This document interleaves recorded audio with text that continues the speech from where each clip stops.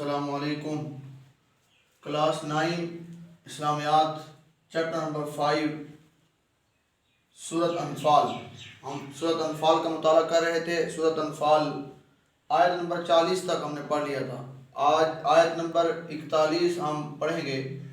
مشکل الفاظ، مشکل جو لفظ تھے الفاظ وہ میں نے وائٹ بورڈ پہ لکھ دیے۔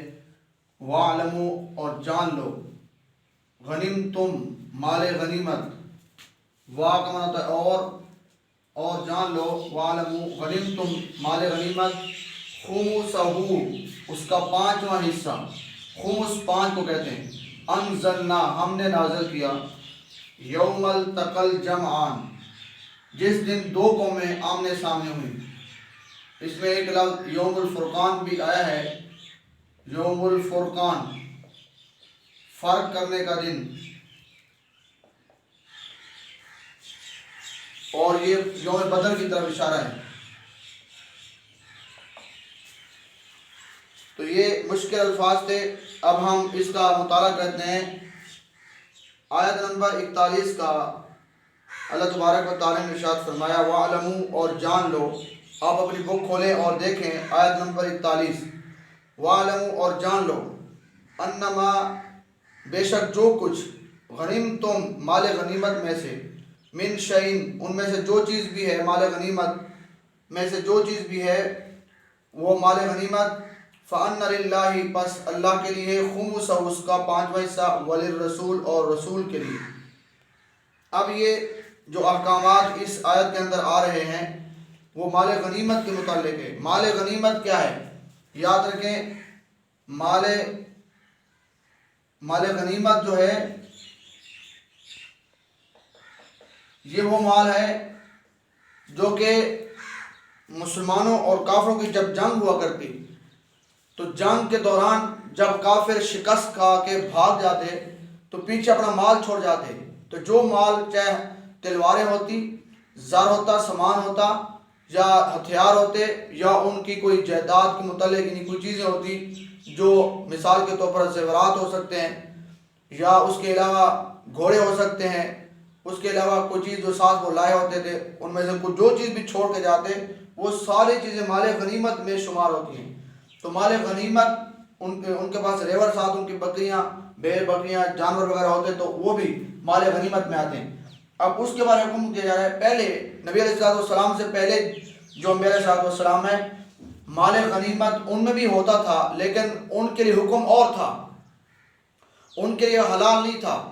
پہلی قوموں کے لیے انبیاء علیہ السلام جب آئے اور انہوں نے دعوت و تبلیغ کا کام کیا تو اس دوران جب جنگ ہوتی تھی تو اس کے نتیجے میں جو مال غنیمت ملتا وہ ان مجاہدین پر حرام ہوتا، وہ کھا نہیں سکتے تھے۔ لیکن مال غنیمت نبی پاک صلی اللہ علیہ وسلم کے لیے اللہ نے اور حضور کی امت کے لیے، مجاہدین کے لیے حلال کیا ہے۔ تو مال غنیمت کے متعلق فرمایا جا رہا ہے کہ مال غنیمت میں سے جو چیز بھی ہے، فَأَنَّ لِلَّهِ خُمُسَهُ اس کا 5واں حصہ جو ہے وہ اللہ کا ہے اور اس کے رسول کا ہے۔ کس کا ہے؟ خمس للرسول، اللہ اس کے رسول کا ہے 5واں حصہ۔ وَلِذِي الْقُرْبَى اور اس میں سے باقی جو حصے ہیں، 4 حصے جو باقی بچیں گے، وہ ان میں سے پھر پہلا حق قریبی رشتہ داروں کا ہے جو حضور علیہ السلام کے قریبی رشتہ دار ہیں، اور حضور علیہ السلام کے بعد پھر دوسرے قریبی رشتہ دار جو ہیں ان کے لیے ہوگا۔ والیتامہ اور یتیموں کے لیے جو یتیم لوگ ہیں، والمساکین اور مسکینوں کے لیے، وابن السبیل اور مسافروں کے لیے۔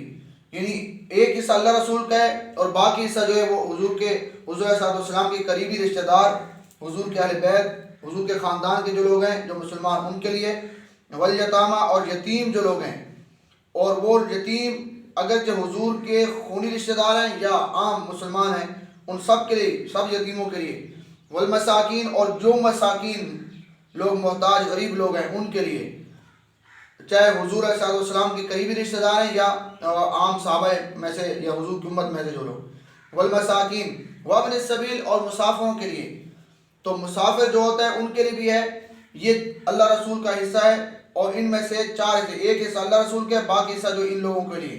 ان کنتم اگر تم، آمنتم باللہ اگر تم اللہ پر ایمان رکھتے ہو، آمنتم کا معنی ایمان لانا، باللہ اللہ پر۔ تو اگر تم اللہ پر ایمان رکھتے ہو تو یہ ان لوگوں کے لیے احکام ہے جو اللہ رسول کو مانتے ہیں، اللہ رسول پر جو ایمان رکھتے ہیں۔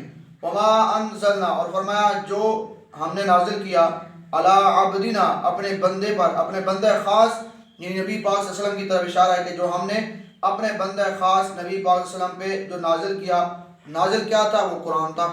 قرآن کتاب اللہ نے نازل کی یوم الفرقان، فرمایا کس دن؟ جب یوم فرقان، فرق کرنے والا دن، جب کفار اور مسلمانوں کے درمیان جنگ ہوئی، پہلا مارکا وہ غزوہ بدر ہے۔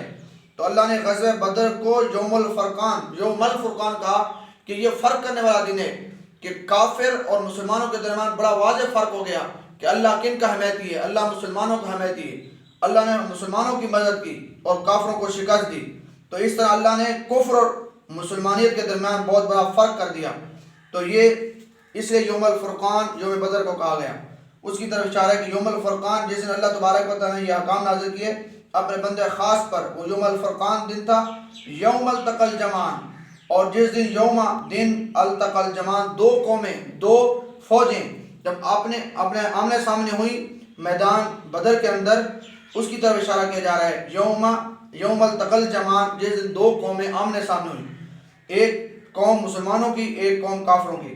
واللہ علی کل شیء قدیر، اور اللہ ہر چیز پر قدرت رکھنے والا ہے، قادر ہے۔